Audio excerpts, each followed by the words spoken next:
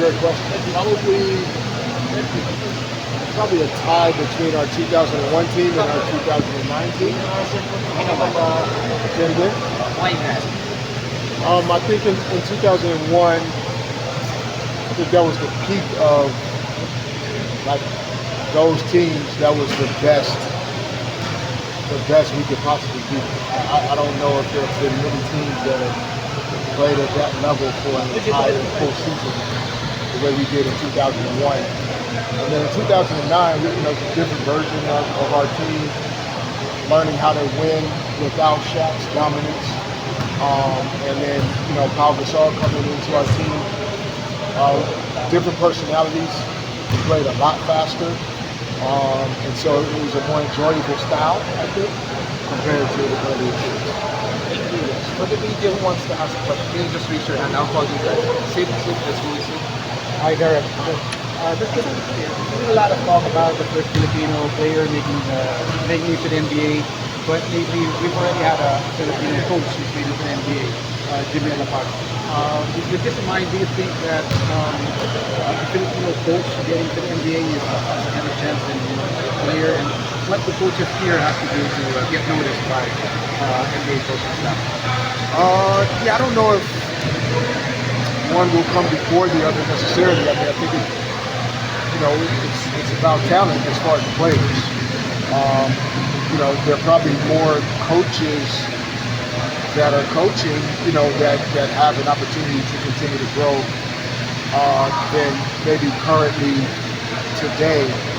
I don't know how many, young players are going to be NBA capable in the next few years.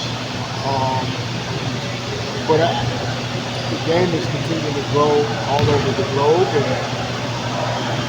I don't know if there's any particular thing that has to happen in order for it to happen for players.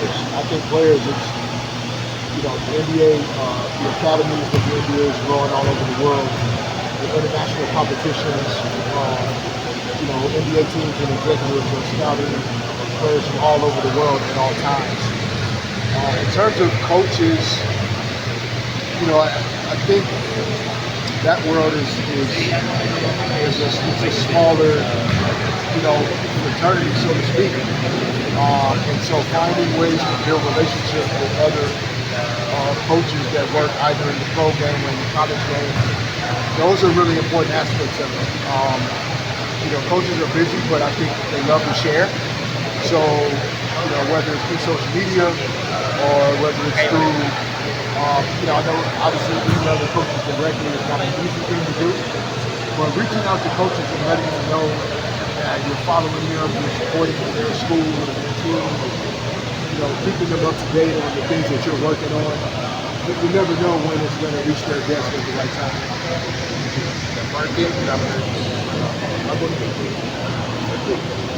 So the Lakers defeated the Pelicans recently today.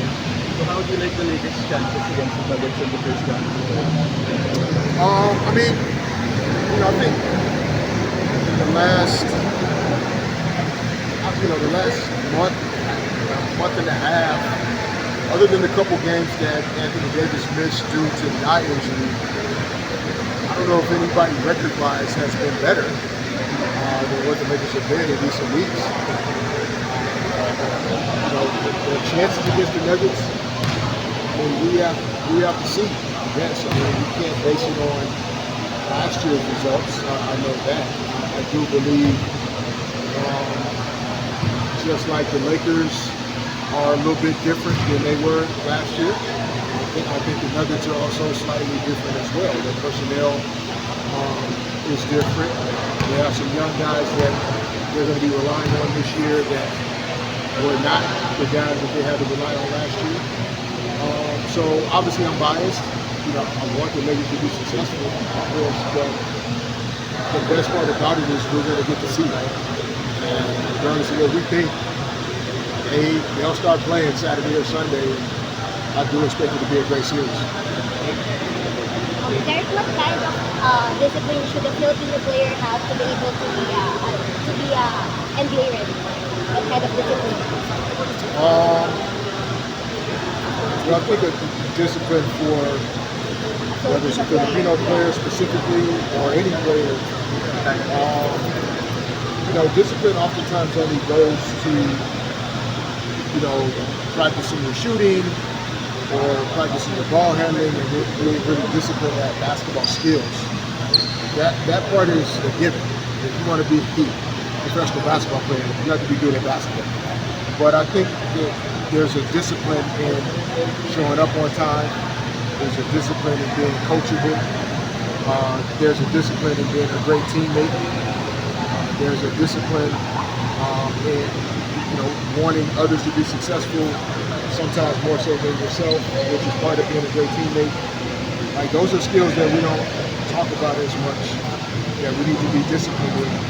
And I think for Filipino players and players all over the world, like you're not going to necessarily make it to the NBA to become a 20-point scorer. You're going to make it to the NBA for a lot of other things that require discipline. And some of those things that I listed are really vital. Romel from Inquirer, Derek right here. You and Rajon Rondo had amazing battles back in the late 2000s in the Lakers Celtics rivalry. And most recently, he just announced his retirement. Can you just talk about how you two revolutionized, the wars in the backcourt that began all the way back, and how you guys revolutionized how point guards play in the modern NBA? Yeah, I mean, I think Rajon, even more so than me, like he was asked to do so much for his teams to be successful, and the transition he made from being a young player at Kentucky to basically running and quarterbacking the championship team. That says a lot about who he is. His teammates trusting him, and the similarities, I guess, really just kind of, I think, boil down to neither one of us felt like statistically we had to be the most impactful in order for our teams to win. Rajon really only cared about winning, making his teammates better, and those are the things that I cared about. So I think that's where we were very similar, and why he was able to lead his team to victory so often. I feel like those are the reasons why I was able to help lead my team as well. The WNBA draft just concluded yesterday. Your initial thoughts about taking home the fever on the Sparks 3 first round 8 picks, Mackenzie, Cameron, and Pierre. Yeah, I mean, WNBA, not just the draft, but just, in general, just continuing to grow. Having worked in the league for multiple years, I'm thankful and excited for the growth that is taking place. It's always been about great players. It's what has made any sports league really special in the league. Caitlin Clark is especially a unique player, and so that helps to add growth, excitement, engagement. So congratulations to she and her family, and to Indiana people. I think it's a generational player that has just joined the league. I think the Sparks made some great moves and great decisions. The Sparks are in a kind of a rebuilding phase. Kirk Miller is one of the, I think, the smartest and understands the WNBA landscape in a way that many don't. I think as he continues to, build great culture and add great players the way they did in the draft this year, I don't think it'll take long for the Sparks to get back to the top. How do you find the Lakers' current spark point guard, D'Angelo Russell, right now? D'Angelo Russell? Yeah, no, I think, D'Angelo has, I don't think it's just that he's taken his game to another level. I think he's evolved as a person and as a man. He's enjoying playing the game of basketball, I think, differently than he did the first time he played for the Lakers. And I mean, I personally believe, even in the game today against the Pelicans, or yesterday, however I need to say it, since we're a day ahead of the guys in the U.S., his timely three-point shooting, his confidence, his swagger, those are all things that the Lakers are going to need against the Nuggets. Obviously, LeBron and AD make everything kind of go, but D'Angelo is, to me, the X factor that gives the Lakers a chance to actually contend for a championship. If he's playing well, they're hard to beat. Thank you. JC and then I'm sure you got a lot of Kobe stories in your pocket. Could you maybe share one that particularly stands out for the next one? I mean, the only story to me that really, I guess, mattered to me, there's a bunch of them. But one of the things that Kobe shared, we were just talking, kind of personally about life and different things. We didn't really, unless it was practice, we were watching film. I mean, we talked basketball, of course, but we often just talk. And we were talking about family, kids, and life. And he said something that kind of struck me and then also altered my perspective and decision making around what you want to get out of life, personally and professionally. He said there was a point in his life where he started thinking about every decision that he made. The consideration he had to make is how is this going to impact my daughters 20 years from now?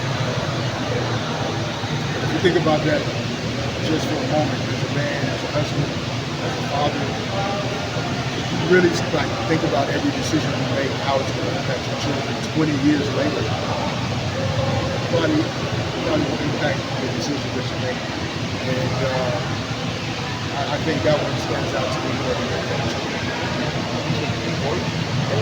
So, from being a multi-titled player, how do you find coaching any different or special? And just your thoughts about being here, presenting yourself in front of all these coaches, and yeah. Yeah, no, I think there are similarities in terms of playing and coaching from a competitiveness standpoint. Like you really want to win still at a very high level, but you're not out there, and so it really does test your reliability even to how do you continue to learn, to grow, and help and influence other people's decisions and your players' abilities without you being in complete control over what the results are going to be or what the decisions are going to be. That's what makes coaching so hard. So I think it's important when I'm presenting myself to other coaches, it's really to be vulnerable and say, like, I don't have all the answers. I'm not smarter than every other coach in the world just because of my experiences. I try to learn from other coaches as much as humanly possible. And there are coaches here in the Philippines as well as around the world that if I've read and studied and learned about how they manage teams, the decisions they make with their teams, I get better from them. So that's probably what I try to carry the most from playing into coaching is always being willing to learn and grow and know that there's always something that you can be doing to get better. And I try to pick up with this coach. Very good. Okay, we're good. I'll give you guys one photo. Let's have this one.